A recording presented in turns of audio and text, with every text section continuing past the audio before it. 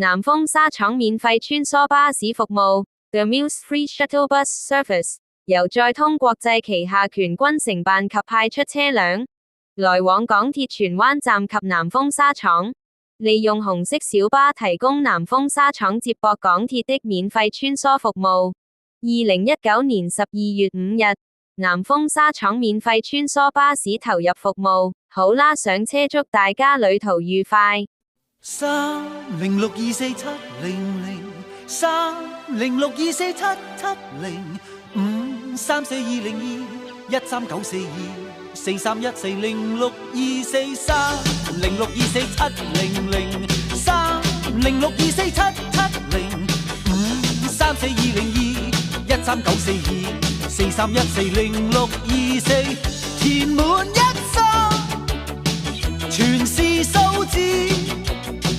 誰會真正知是何用意？煩惱一生，全為數字，圓滿的掌握問誰可以？明明炮艇23，為何彈出41？誰人能夠預知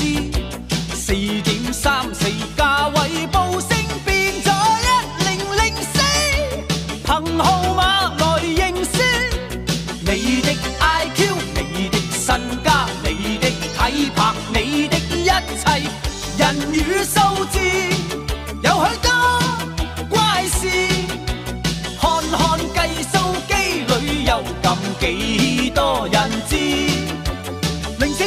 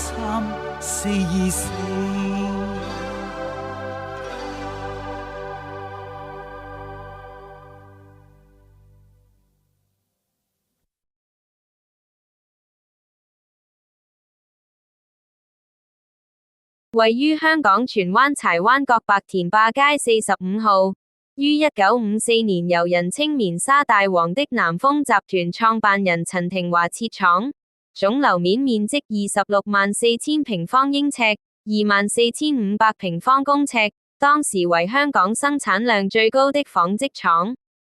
後來1至3廠則在1997年拍攝香港電影《10萬火急救火》場面後拆卸，成為私人住宅翠峰台，而4至6廠則在2008年停止營運後改成貨倉。2014年，南豐紗廠開展活化工程，並在2018年12月6日工程完成後開幕，設有工作空間、紡織文化藝術中心、零售樓面與休憩空間。